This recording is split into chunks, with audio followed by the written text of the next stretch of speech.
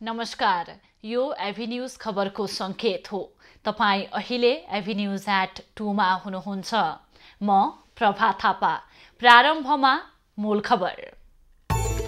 राष्ट्रपति भण्डारीद्वारा सर्वदलीय बैठक आह्वान, मुलुकको पछिल्लो राजनीतिक अवस्थाबारे छलफल हुने।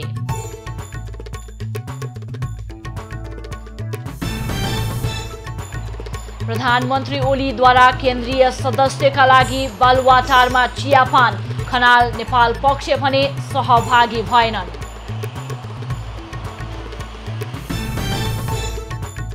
पुनर्स्थापित प्रतिनिधि सभाको तेस्रो बैठक आज बस्दै सरकारले पेश गर्ने विभिन्न अध्यादेशहरू अन्योलमा।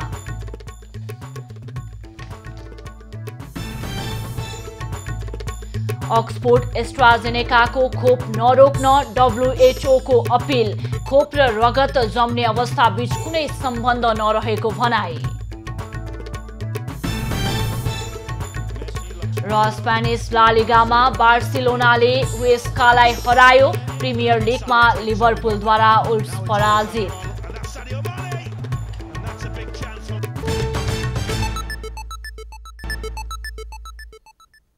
अब खबरको सिलसिला प्रारम्भ गरौं सर्वदलीय बैठक आह्वान सम्बन्धी प्रसंगबाट। राष्ट्रपति विद्यादेवी भण्डारीले आज सर्वदलीय बैठक आह्वान गरेकी छन्। राष्ट्रपति भण्डारीले आज दिउँसो 4 बजेका लागि बैठक आह्वान गरेकी हुन्।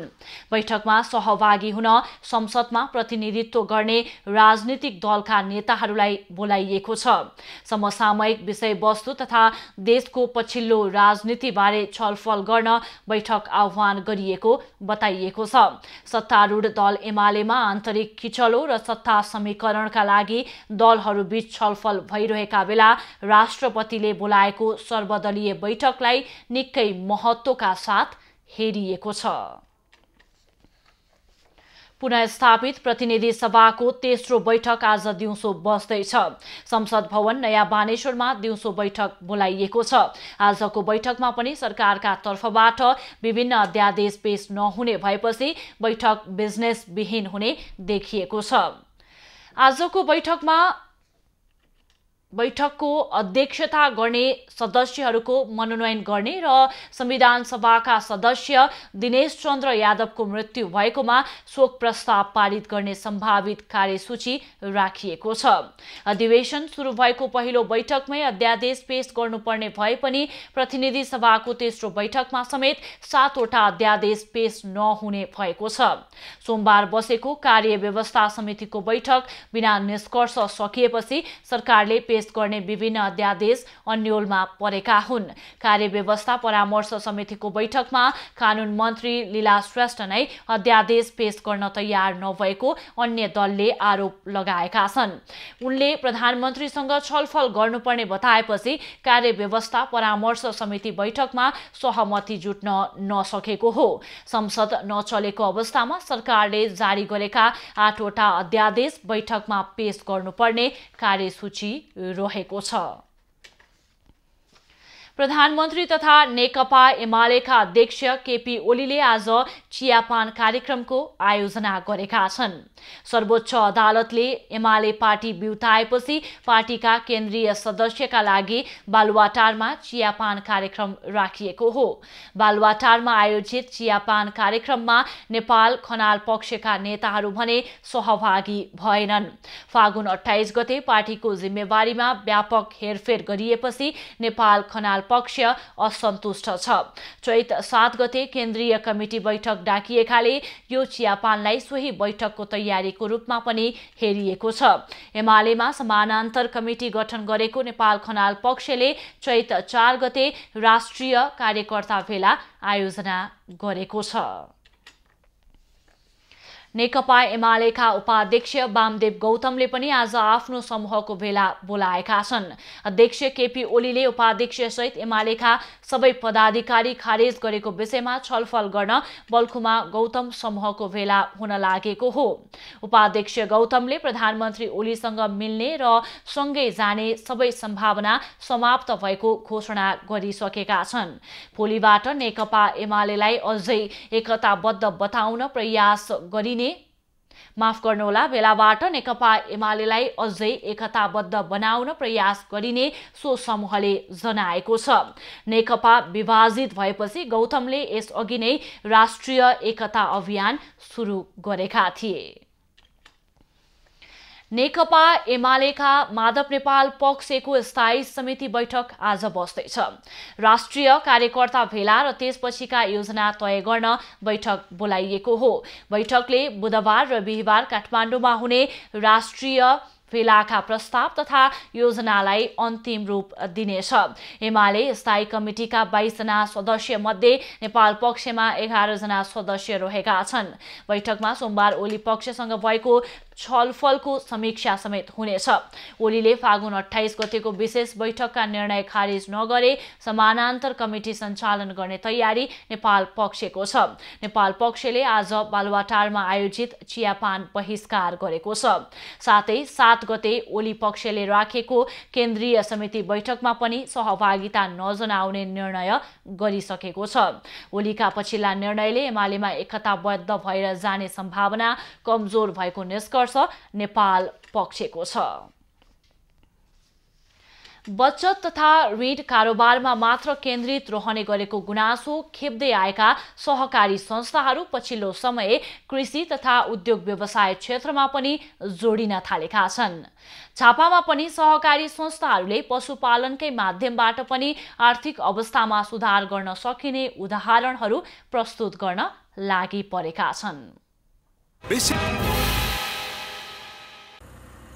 बचत तथा ऋण कारोबारमा मात्र केन्द्रित रहने गरेको गुनासो खेप्दै आएका सहकारी संस्थाहरू पछिल्लो समय कृषि तथा उद्योग व्यवसाय क्षेत्रमा पनि जोडिन थालेका छन्। झापामा पनि सहकारी संस्थाहरूले आफ्ना सदस्यले कृषि तथा व्यावसायिकतालाई अगाडि बढाउन सके पशुपालनकै माध्यमबाट पनि आर्थिक अवस्थामा सुधार गर्न सकिने उदाहरणहरू प्रस्तुत गर्न लागि परेका छन्। यसै क्रममा झापाको बेर्तामोडमा मुख्य केन्द्रीय कार्यालय रहेको अग्रणी सहकारी संस्था सिमरिक बचत तथा ऋण सहकारीले आफ्ना सदस्यहरूलाई कृषि व्यवसायी बनाउने उद्देश्यले विभिन्न कार्यक्रमहरू सञ्चालन गरेको छ। यसै आर्थिक वर्षमा व्यावसायिक कृषि सम्बन्धी 1 दर्जन जति परियोजना सञ्चालन गरेको सिमरिकले कृषि विज्ञहरूलाई सहभागी गराई उन्नत जातको बोयर बाख्रा पालन तथा मौरी पालन सम्बन्धी तालिम पनि सञ्चालन गरेको छ।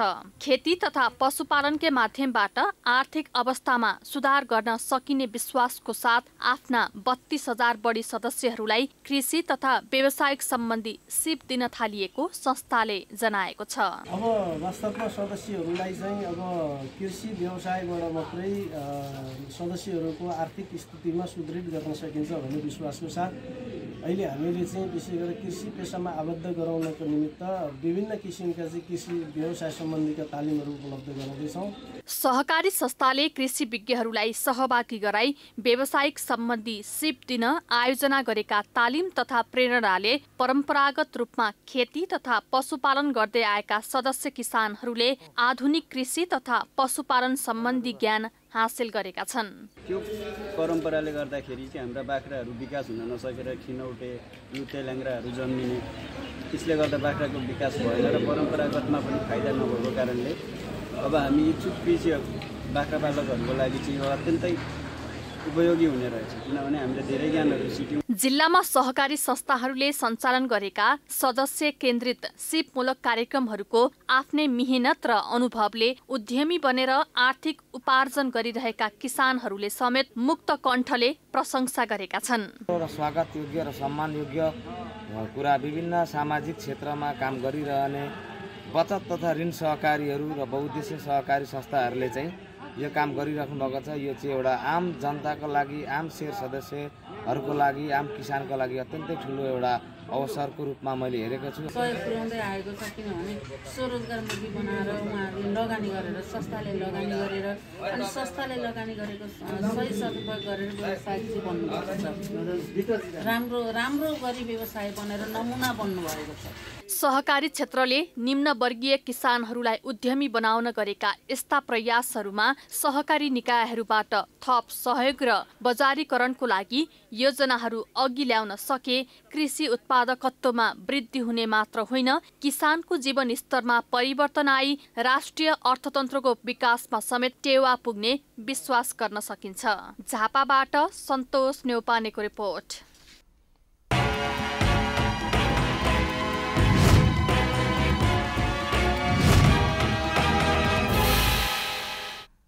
सिन्धुपाल्चोक सहित बागमती प्रदेशका पहाडी जिल्लामा यस वर्ष चिनिया मल वितरण हुने भएको छ।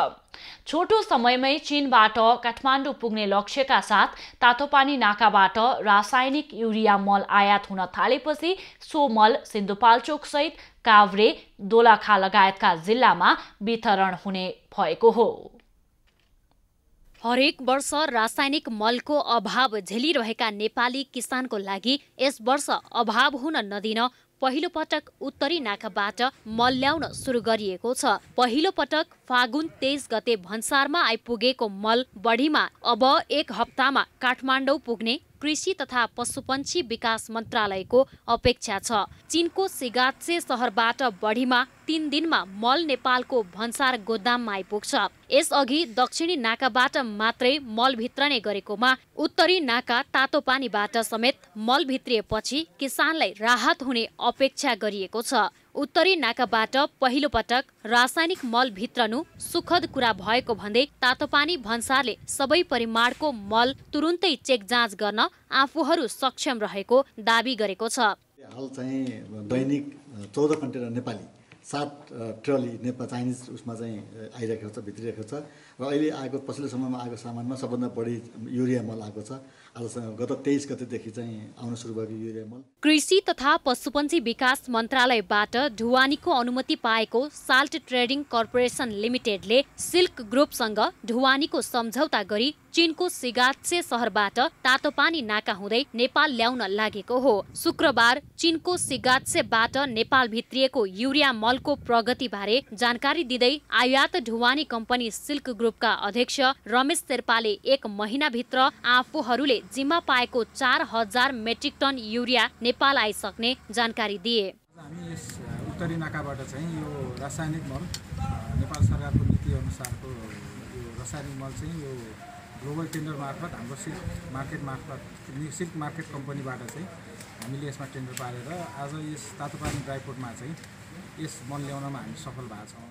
नेपालमा हरेक वर्ष युरिया मल अभाव हुने समस्यालाई निराकरण गर्न उत्तरी नाका चीनबाट आयात परीक्षण गरिएको कृषि तथा पशुपन्छी मन्त्रालयका सहसचिव कञ्चन राज पाण्डेले जानकारी दिए। पाण्डेले चीनबाट आयात भएको युरिया मल कम्तीमा 10 दिनमै नेपाल आइपुग्ने र प्रति किलो 2 देखि 3 रुपियाँसम्म सस्तो पर्ने बताए। आउन त चाइनातिरबाट नि मलहरू त कन्टिन्यू आइरहेको छ, अहिले पनि आइरहेको छ। त्यो र छिर्ने जति सबै त्यो ठुल्ठुलो क्वान्टिटीमा दक्षिणी नाका हुँदै कलकत्ता हुँदै नि यता आउने हो।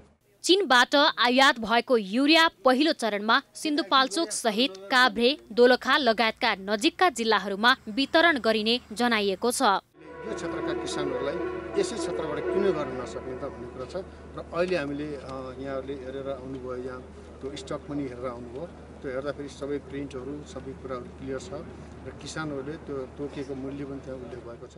नेपालमा भारत, बङ्गलादेश र चीनबाट रासायनिक मल भित्रिने गरेको छ। मल अभाव नहोस् भनेर सरकारले पर्याप्त रूपमा मलको भण्डारण गर्न लागेको भनिए पनि मल भन्सारमै अड्किएर बस्नु दुःखद कुरा हो। जेठदेखि भदौसम्म मलको अत्याधिक माग हुने हुँदा समयमै किसानसम्म मल पुर्याउनका लागि सरकारले विशेष ध्यान पुर्याउनु पर्ने देखिन्छ। विजय नेपाल, सिन्धुपाल्चोक। सिराहाको लाहान स्थित मालपोत कार्यालय भवनमा बम विस्फोट गराउने एकजनालाई सोमबार सशस्त्र प्रहरीले पक्राउ गरेको छ। बम विस्फोट गराएको अभियोगमा पक्राउ पर्नेमा लाहान नगरपालिका 18 भदैयाका 28 वर्षीय बलराम मण्डल रहेका छन्। मण्डल जनतान्त्रिक तराई मुक्ति मोर्चा क्रान्तिकारीका कार्यकर्ता हुन्।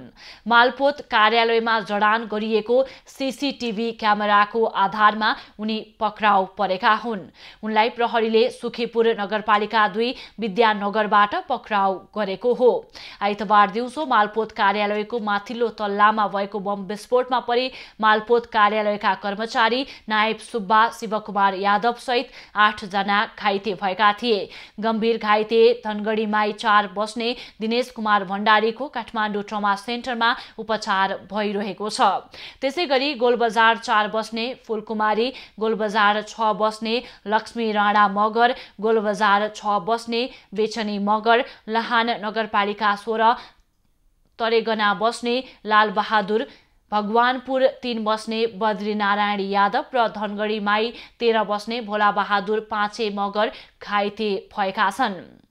घटनाको जिम्मेवारी विज्ञप्ति मार्फत जनतान्त्रिक तराई मुक्ति मोर्चा क्रान्तिकारी जयकृष्ण गोइथ समूहले लिएको छ। खबरको सिलसिला अझै जारी छ, हामी सँगै रहनुहोला। अब बाँकी खबर। काठमाडौँको दरबार मार्गमा जापानी मात्सुरी रेस्टुरेन्ट सञ्चालनमा आएको छ। जापानी कला संस्कृति झल्किने गरी सजाइएको रेस्टुरेन्टमा जापानी स्वादका परिकार पाइन्छ। सञ्चालकका अनुसार रेस्टुरेन्टमा जापानमा पाइने सबै किसिमका परिकारको स्वादमा खानाका परिकार पाइनेछ। कला संस्कृतिको आदान प्रदान मार्फत 50 वर्षदेखिको नेपाल र जापान बीचको सम्बन्धलाई थप बलियो बनाउन रेस्टुरेन्ट सञ्चालनमा ल्याइएको सञ्चालक प्रकाश घिमिरेले जानकारी दिएका छन्। घिमिरेले 20 वर्षदेखि जापानमा नेपालको धर्म, संस्कृति, रहनसहन र जीवनशैलीको प्रचार प्रसार गर्दै आएका छन्। रेस्टुरेन्ट शुभारम्भ कार्यक्रममा नेपालका चर्चित कलाकारका साथै व्यवसायी, सञ्चारकर्मी लगायतको सहभागिता रहेको थियो। सञ्चालकका अनुसार रेस्टुरेन्टमा पाइने खानाका परिकारका सबै कच्चा पदार्थ जापानबाट ल्याइनेछ। नारायणहिटी दरबार संग्रहालयभित्र रहेको सिनेमाघर सञ्चालनमा आउने भएको छ। 2058 साल जेठ 19मा दरबार हत्याकाण्ड भएपछि बन्द रहेको सिनेमाघर सर्वसाधारणका लागि खुला गरिने भएको हो।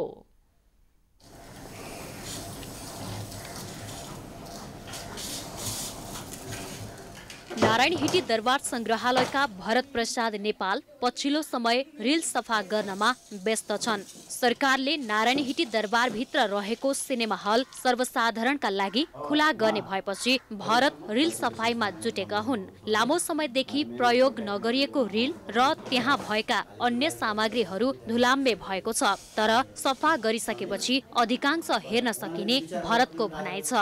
राजाको भ्रमण सम्बन्धी पूर्वाञ्चल, पश्चिमाञ्चल, राज्यारोहण, शुभराजी विषयहरू यही डकुमेन्टहरू यसमा सबै भएको हुनाले अब यो धेरै वर्ष बोल्न चलाएको हुनाले यसलाई चाहिँ मर्मत गरेर अनि प्रदर्शनमा ल्याउने व्यवस्था। यसरी राखिएको रिलमा शाही परिवारको विशेष अवसर, राजाको भ्रमण लगायत रहेका छन्। यसका साथै नारायणहिटी दरबार भित्रै सिनेमा घर पनि रहेको छ। 116 सिट क्षमता भएको यो सिनेमा घर चाँडै नै सञ्चालनमा आउने भएको छ। तत्कालीन राजपरिवारका सदस्यलाई सिनेमा हेर्न 2026 सालमा सिनेमा हल बनाइएको थियो। अब भने राजपरिवारले प्रयोग गरेका सोफा र कुर्सीमै बसेर सर्वसाधारणले समेत सिनेमा तथा डकुमेन्ट्री हेर्न पाउने भएका छन्। नारायणहिटी दरबार संग्रहालयभित्र रहेको सिनेमा घर जुन शाही परिवारले अवलोकन गर्नुहुन्थ्यो त्यो 2058 सालदेखि बन्द अवस्थामा थियो। त्यसलाई हामीले सर्वसाधारण दर्शकहरूको लागि खुला गर्ने योजना बनाएका छौँ। त्यहाँभित्र रहेका डकुमेन्ट्री फिल्महरूलाई प्रोसेसिङ संग्रहालय भित्र रहेको सिनेमा घर 2058 सालबाट बन्द भएको थियो। विगतमा शाही परिवारले मात्र हेर्न पाउने सिनेमा घर अब चाँडै नै सर्वसाधारणका लागि खुला हुने भएको छ। यसै गरी राजाको अध्ययन कक्ष, दरबारको पुस्तकालय लगायत चाँडै सर्वसाधारणले अवलोकन गर्न पाउने भएका छन्। 2031 सालमा तत्कालीन राजा वीरेन्द्रको राज्यारोहणमा प्रयोग गरिएको बग्गीलाई पनि प्रदर्शनीमा राख्ने निर्णय भएको छ। सुरेश रजकका साथमा सृष्टि पराजुलीको रिपोर्ट। नेपालमा अङ्ग प्रत्यारोपण क्षेत्रले छोटो समयमा नै ठूलो फड्को मार्न सफल भएको छ। आँखाको कर्निया प्रत्यारोपणबाट सुरु भएको अङ्ग प्रत्यारोपण अहिले जटिल मानिएका विभिन्न अङ्गको सफल प्रत्यारोपण स्वदेशमै हुन थालेका छन्। नेपालमा पहिलो पटक विक्रम सम्वत 2051 सालमा आँखाको कर्निया प्रत्यारोपण भएपछि अङ्ग प्रत्यारोपण सुरु भएको थियो। आँखाको कर्निया प्रत्यारोपण भएको 4 वर्षपछि सन् 1998 मा निजी क्षेत्रमा पहिलो पटक मृगौला प्रत्यारोपण भएको थियो। अहिले नेपालमा जटिल मानिएका अङ्ग प्रत्यारोपण समेत सहज रूपमा हुन थालेका छन्। गत शनिबार मात्र पनि काठमाडौँ त्रिवी शिक्षण अस्पतालमा 11 महिनाको शिशुको कलेजोको सफल प्रत्यारोपण गरिएको छ। चिकित्सा क्षेत्रमा जटिल प्रत्यारोपणका रूपमा कलेजो प्रत्यारोपणलाई लिने गरिन्छ। त्यसमाथि पनि 11 महिने शिशुको कलेजो प्रत्यारोपण निकै कठिन हुने चिकित्सकहरू बताउँछन्। तर त्रिवी शिक्षण अस्पतालमा 11 महिने शिशुको सफल कलेजो प्रत्यारोपणले अङ्ग प्रत्यारोपणको क्षेत्रमा नयाँ आयाम थपिएको चिकित्सकहरू बताउँछन्। सुरु भयो, एउटा त्यो ठुलो कुरा भयो। सुरु भएपछि पनि हामीले 4वटा सक्सेसफुल पनि भयो, त्यो पनि इम्पोर्टेन्ट भयो। सुरु मात्र भएन, सक्सेसफुल पनि हुनु पर्यो।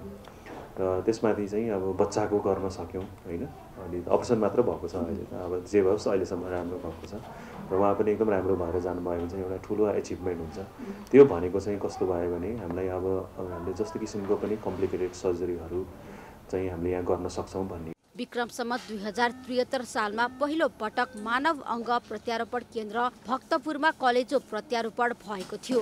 यसै गरी त्रिवी शिक्षण अस्पतालमा 2076 साल जेठ 17 गते पहिलो पटक कलेजो प्रत्यारोपण गरिएको थियो। कलेजो प्रत्यारोपण गर्दा आमाशयको माथिल्लो भागमा चिरेर बिग्रेको कलेजो हटाइन्छ र त्यही ठाउँमा नयाँ कलेजो प्रत्यारोपण गरिन्छ।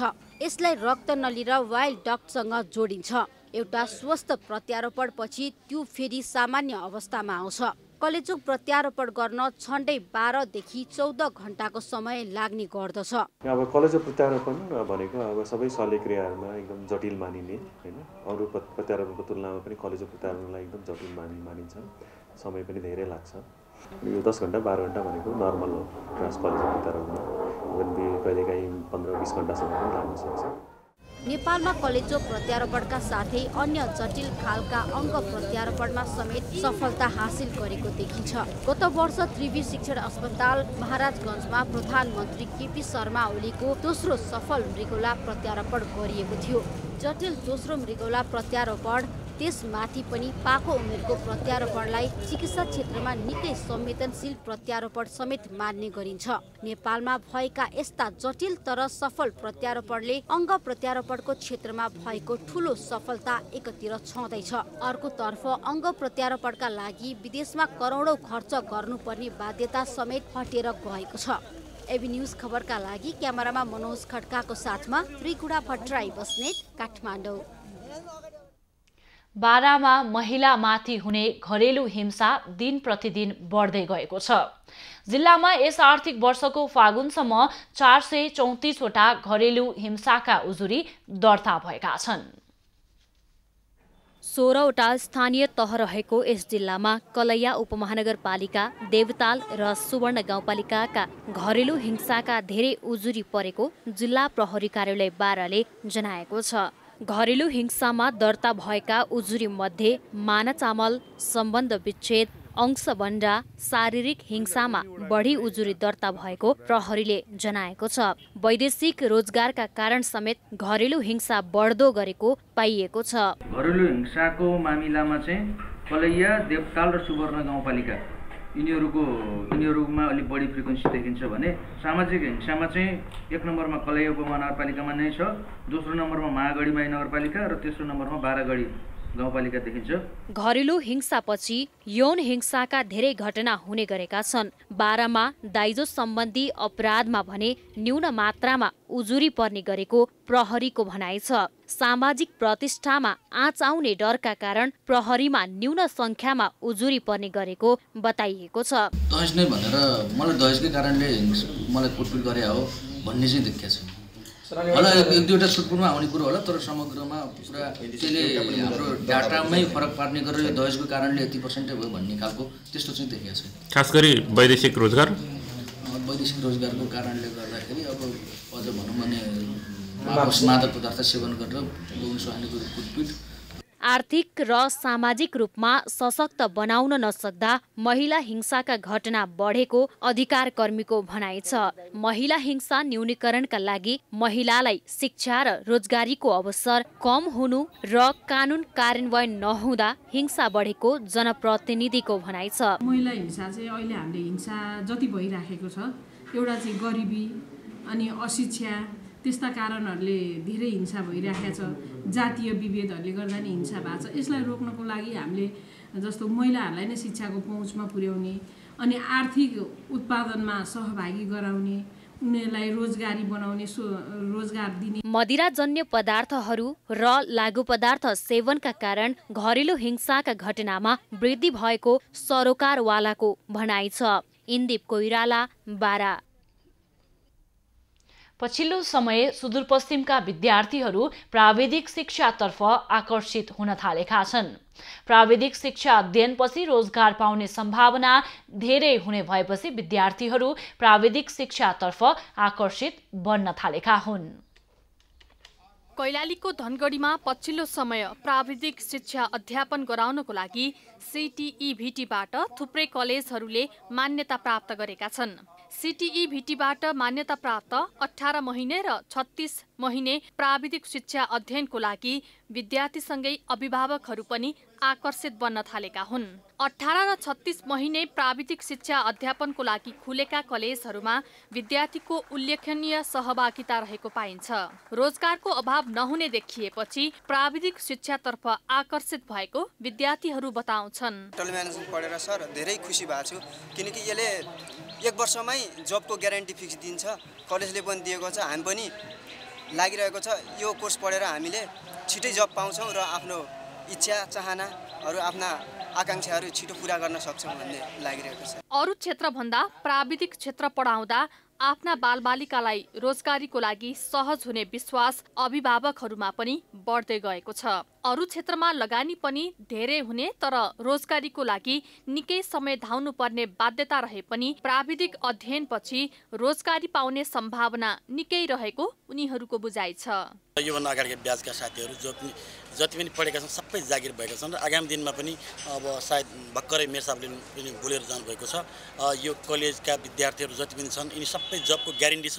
विगत 4 वर्षदेखि धनगढीमा होटल म्यानेजमेन्ट अध्यापन गराउँदै आएका लाइफलाइन टेक्निकल कलेजमा पछिल्लो समय विद्यार्थीको संख्या बढ्दो छ। प्राविधिक शिक्षामा युवाहरूको आकर्षण बढेको कलेजले जनाएको छ। हालको अवस्थामा सम्म हाम्रो अहिले 25 जना मात्रै छ होटल म्यानेजमेन्ट ब्याजमा। अहिले हाम्रो 4 वर्ष जति कलेज सञ्चालन भयो र हामीलाई फर्स्ट इयरको गाह्रै भयो, किनकि हाम्रो स्थापना कालमै थियौँ। सो त्यसपछि दोस्रो वर्षदेखि हामी CTEVT-को विभिन्न तालिममूलक सिपमूलक तालिमका जो हामीले भनौँ न अनुमति लियौँ। प्राविधिक शिक्षामा रुचि राख्ने विद्यार्थीहरूको लागि धनगढी उपमहानगरपालिकाले पनि सहयोग गर्ने आश्वासन दिएको छ। सैद्धान्तिक ज्ञान भन्दा छिटो रोजगार पाउने सिपमूलक शिक्षामा युवाहरू लाग्नुपर्ने नगर प्रमुख नृप बहादुर ओड बताउँछन्। अबको आवश्यकता यो स्वरोजगार हुन सक्ने सम्भावना यो जो अन्य हामी शिक्षा पढ्छौँ त्यो भनेको 10%ले मात्रै व्यवस्थित हुन सक्छ। यो तपाईहरु आफै पनि सञ्चालन गरेर अगाडि बढ्न सक्नुहुन्छ। नेपालमा रोजगारको अवस्था नहुँदा दैनिक वैदेशिक रोजगारीको लागि विदेश पलायन हुने युवाहरूको संख्या बढ्दो क्रममा रहेको छ। पछिल्लो समय देशमै प्राविधिक शिक्षा पढेर आत्मनिर्भर बन्न सहज मात्र भएको छैन, वैदेशिक रोजगारमा समेत त्यो सिपले राम्रो अवसर दिइरहेको छ। कैलाली ब्युरोको रिपोर्ट। मोरङका युवाहरू व्यावसायिक केरा खेतीतर्फ आकर्षित हुन थालेका छन्। वैदेशिक रोजगारीमा गएर फर्किएका युवाहरू आफ्नै देशमा पनि केही गर्न सकिन्छ भनेर व्यावसायिक केरा खेतीतर्फ जुटेका छन्। विदेशमा तातो घाममा काम गर्नुभन्दा आफ्नै देशमा केही गरौं भनेर मोरङ कानेपोखरीका युवाहरू कृषि क्षेत्रमा क्रियाशील हुन थालेका छन्। विदेशमा परिश्रम गर्नुभन्दा नेपालकै माटोमै काम गर्ने उद्देश्यले स्थानीय युवाहरूले केरा खेती थालेका हुन्। रोजगारीको लागि साउदी, कुवेत तथा मलेसिया देशहरूमा पुगेका 10 जना युवाहरूले अहिले मोरङको कानेपोखरी गाउँपालिका 1 स्थित होक्लाबारीमा 85 बिघा जग्गामा मालभोग जात जातको केरा लगाएका छन्। केरा खेतीबाट वार्षिक प्रति बिघा 3 लाखसम्म आमदानी गर्ने लक्ष्य उनीहरूको छ। सोचे जस्तो होला कि भन्ने नै आश गरेर हामीले गरेका हौं। सोचे जस्तो भयो भने पर बिघा बराबर यसको 4 देखि 5 लाख रुपियाँ आमदानी हुन्छ भन्ने हामीले राखेका छौं आश। सोचे जस्तो भएन भने साउ मात्रै होइन उठाउँछ भन्ने आश राखेका छौं। उनीहरूले वार्षिक 50,000 रुपैयाँ तिर्ने गरी खेत भाडामा लिएर केरा खेती सुरु गरेका हुन्। केरा खेतीमा 30 जना युवाहरूले रोजगारी समेत पाएका छन्। मोरङको होक्लाबारीमा लालुमाया कृषि फर्म, प्रगति कृषि फर्म, सोम केरा खेती कृषि फर्म, अम्मरमणि कृषि फर्म मार्फत व्यावसायिक केरा खेती सुरु गरेका छन्। उनीहरूले केराको बिरुवा प्रदेश नम्बर 2 को निजगढबाट ल्याउने गरेका छन्। बिरुवा र रोप्ने एक बोटमा 42 रुपैयाँ खर्च भएको छ। केरा खेती लगाएपछि हाम्रो यहाँको युवाहरूले रोजगार पाइएको छ। विदेशमा हामीले वहाँ गर्नुको साटो यिनीहरू रोजगार गर्दा हामीलाई केही आमदानी भइरहेछ र यहाँ कोला खेती लगाएर सबैजना युवाहरू जति पनि हुनुहुन्छ यहाँ 15-20 जना जति उहाँले यहाँ कोला खेतीमा काम गरिराख्नु भएको छ। केरा रोपेको 18 महिनापछि फल लाग्ने गर्छ भने एक बोटमा 12 दर्जनसम्म केरा फल्छ। रोग नलागेको अवस्थामा एक पटक रोपेको बिरुवाले 12 वर्षसम्म उत्पादन गर्न सकिने किसानहरू बताउँछन्। केरा खेतीको लागि 3 देखि 5 लाखसम्मको जोखिम बेहोर्ने गरी प्रति बिघा 5,200 बीमा रकम भुक्तानी गरिएको छ। केरामा लाग्ने गौवारो रोगबाट जोगाउनको लागि सुपर डी कीटनाशक औषधि प्रयोग गर्ने गरिएको छ। रोग र किराबाट जोगाउन निकै चनाखो भएर गर्नुपर्ने यो खेतीमा लाग्नेले पछुताउनु पर्ने समस्या नरहेको किसानको भनाइ छ। राम्रो उत्पादनको लागि कार्तिकदेखि चैतसम्म 10 देखि 12 पटक माटोको अवस्था हेरी सिँचाइ उपलब्ध गराउन बोरिङको व्यवस्था समेत किसानहरूले गरेका छन्। कञ्चनपुरको लालझाडी गाउँपालिकाका कृषकहरू उखु खेतीतर्फ आकर्षित भएका छन्। सुदूरपश्चिम प्रदेश सरकारको मुख्यमन्त्री नमुना कृषि गाउँ कार्यक्रम सञ्चालन भएपछि लालझाडीका कृषकहरू आधुनिक कृषि प्रणाली अनुसार उखु खेती गरिरहेका छन्।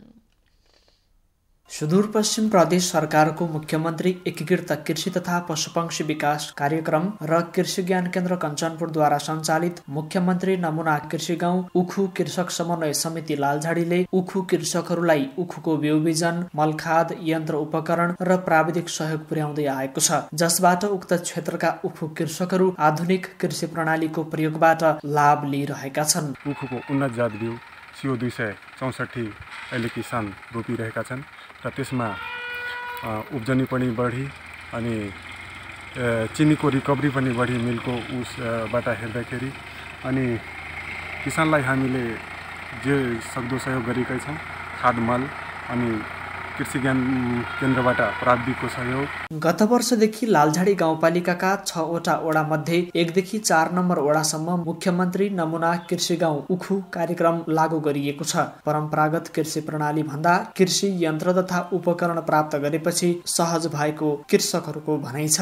मुख्यमन्त्री कृषि परियोजनाबाट यो सहयोग लगाइरहेका छौँ अनि यो त्यसबाट यो हामीलाई यो के अरे यो टेन्चर अनि यो बिउ बिजन अनि यो मलखाद के अरे यो सहयोग मिलेको छ। कृषकहरूको लागत मूल्य घटाएर उत्पादन र उत्पादकत्वमा वृद्धि गरी आयात प्रतिस्थापन र निर्यात प्रवर्धन गर्ने उद्देश्यले समितिमा आबद्ध व्यावसायिक उखु कृषकहरूलाई अनुदानमा यन्त्र तथा उपकरण समेत वितरण गरिएको छ। उन्नत जातको उखु खेतीलाई प्रवर्धन गर्न खटाइएका कृषि प्राविधिकले समेत कृषकहरूलाई आवश्यक सहयोग गरिरहेका छन्। त्यसलाई आवश्यक सबै पौष्टिक तत्त्वहरू उपलब्ध गराउँछ, त्यसले राम्रो प्रोडक्सन दिने भयो अनि बीचबीचमा फिल्ड एक्सपेक्टेसनका कुराहरू, फिल्ड निरीक्षण गर्ने कुराहरू, इन्स्पेक्सनका कुराहरू सबै हामीले बीचबीचमा गरिराख्नुपर्छ। Nepal Red Cross Society Kanchanpur जिल्ला शाखा र मर्सिकोर नेपालको संयुक्त साझेदारीमा सञ्चालित आर्थिक विकास मार्फत विपद जोखिम व्यवस्थापन एमरेड परियोजनाले समेत उखु खेतीलाई आवश्यक सहयोग गरिरहेको छ। लालझाडीका उखु कृषकहरूलाई प्राविधिक रूपमा मद्दत पुर्याउने उद्देश्यले परियोजनाले समेत कृषि प्राविधिक खटाएको छ।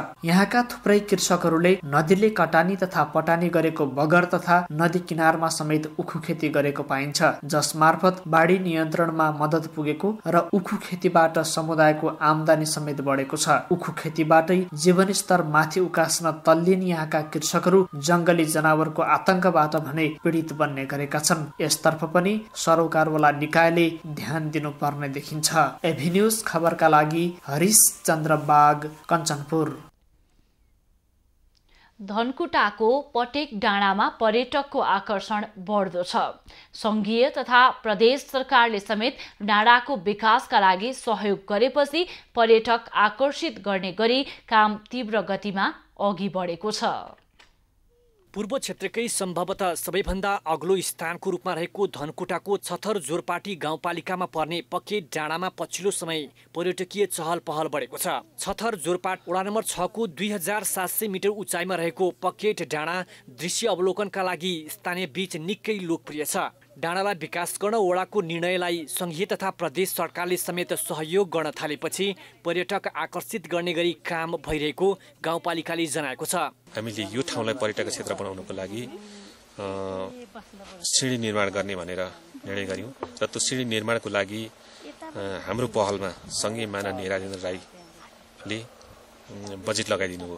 पहिलो आर्थिक वर्षमा 75-76 मा जम्मा 90 लाख संस्कृति पर्यटन मन्त्रालयबाट र प्रदेशबाट गरेर 90 लाख र दोस्रो आर्थिक वर्ष 76-77 मा 50 लाख र यो आर्थिक वर्षमा 91 लाख लाउनु भएको छ र गाउँपालिकाबाट 39 लाख गरेर यहाँ पर्यटकीय क्षेत्रको लागि हामीले बजेट खर्च गरिरहेका छौं। सरकारले सार्वजनिक गरेको 100 गन्तव्य मध्ये यो पनि परेपछि धेरैको ध्यान पटेल डाँडामा परेको छ।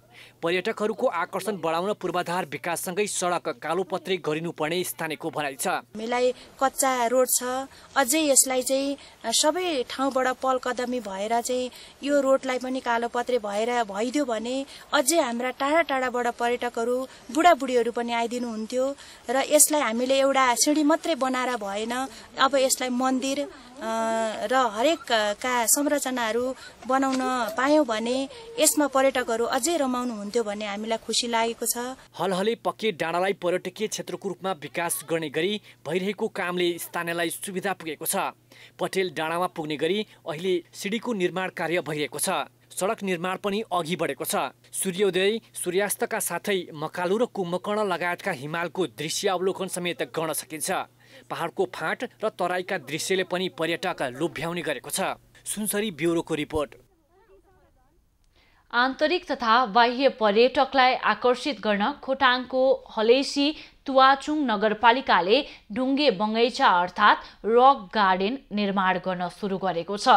ढुङ्गे बगैँचाको निर्माणले महादेव स्थानको ककनी डाँडामा रहेका प्राकृतिक कलात्मक आकृतिका हजारौं वर्ष पुरानो ढुङ्गाहरूको संरक्षणमा सहयोग पुग्ने विश्वास गरिएको छ। नेपालकै प्रसिद्ध धार्मिक स्थल हलेसी महादेवको मन्दिरबाट करिब 2 किलोमिटर माथि रहेको रमणीय ककनी डाँडामा भस्मासुरले महादेवलाई लखेड्दा महादेवको पाइला परेको स्थानमा कलात्मक आकृतिका ढुङ्गाहरू बनेको किम्बदन्ती रहेको छ। तिनी ढुङ्गालाई बगैँचाको रूपमा विकास गरी वार्षिक 5 लाख पर्यटक भित्र्याउने लक्ष्य नगरपालिकाले राखेको छ। ढुङ्गे बगैँचा निर्माणका लागि 53 लाख रुपैयाँ विनियोजन गरिएको छ भने अहिलेसम्म 10% काम सम्पन्न भएको छ। नगरपालिकाभित्र वार्षिक 5 लाख पर्यटक भित्राउने लक्ष्य छ र वार्षिक 5 लाख पर्यटक भित्रिँदै गर्दाखेरि एकजना पर्यटकहरूबाट यी यस्ता रक गार्डनदेखि तुवाचुङ, हलेसी मन्दिर, होलेसुङ पार्क, सल्ले पोखरी लगायतका यस्ता धार्मिक तथा पर्यटकीय क्षेत्रहरूमा उहाँहरूलाई पुर्याए बापत एकजना बराबर हामी चाहिँ हाम्रो चाहिँ के छ भनेदेखि 600 रुपियाँ यी विभिन्न ठाउँहरू भिजिट गरे बापत 600 रुपियाँ शुल्क लिने र यसो गर्दाखेरि 5 लाख पर्यटक आउँदाखेरि वार्षिक रूपमा 30 करोड रुपियाँ चाहिँ आम्दानी। ऐतिहासिक ढुङ्गाको संरक्षण गर्दै बगैँचा बनाउन सके नगरपालिकाको दिगो आम्दानीको स्रोत हुने र स्थानीयको जीवनमा पनि आर्थिक सुधार हुने स्थानीयवासीको भनाइ छ। यहाँ आउने हलेसीमा आउने पर्यटकहरूलाई यो एउटा रक गार्डन को एउटा अवधारणा विकास गरेर यसलाई थप बृहत्तर रूपमा विकास गरेर लैजान सक्दाखेरि यहाँ आउने सबै पर्यटकहरूलाई त्यहाँ लैजाँदै गर्दाखेरि यहाँको स्थानीयवासीहरूको पनि एउटा चाहिँ जीविकोपार्जनमा सबभन्दा महत्त्वपूर्ण भूमिका खेल्ने र सिङ्गो नगरलाई पनि एउटा आर्थिक हिसाबले उकास्नको निम्ति र यहाँ आएका पर्यटकहरूलाई एक दिन भए पनि थप त्यहाँ गए पछाडि एक दिन थप पनि यहीँ राख्न हामीले सक्छौँ। निर्माणाधीन रक गार्डन अर्थात् ढुङ्गे बगैँचाबाट सगरमाथा लगायतका हिमाल, सोलुखुम्बु, ओखलढुङ्गा, भोजपुर, उदयपुर, रामेछाप लगायतका जिल्लाको सहजै दृश्यावलोकन गर्न सकिने स्थानीयको भनाइ छ। राजन ठटाल, खोटाङ।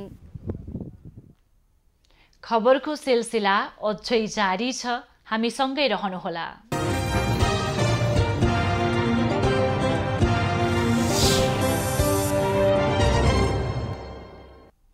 हाल देशको पहाडी भूभागमा आंशिक बदली रही बाँकी भूभागको मौसम सामान्यतया सफा रहेको छ। अपराह्नपछि देशको पहाडी भूभागमा आंशिकदेखि सामान्य बदली रही बाँकी भूभागको मौसम सामान्यतया सफा रहनेछ। देशका पहाडी भूभागका 1-2 स्थानमा मेघ गर्जन र चट्याङसहित हल्का वर्षाको सम्भावना रहेको जल तथा मौसम पूर्वानुमान महाशाखाले जनाएको छ।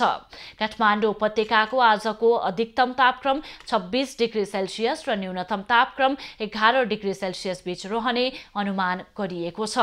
आज सूर्योदय बिहान 6:12 भयो भने सूर्यास्त साँझ 6:12 नै हुनेछ। आज देशभरको मौसम कस्तो रहला त? हेरौं देशका विभिन्न स्थानको अनुमानित मौसमी अवस्था।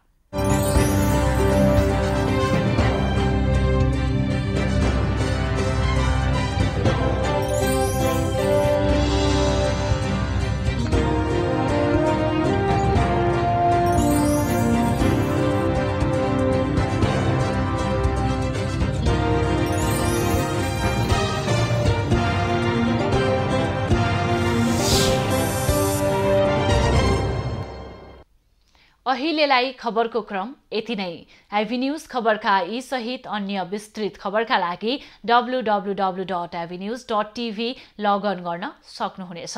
युट्युब, फेसबुक र ट्विटरमा पनि हामीलाई फलो गर्न सकिनेछ।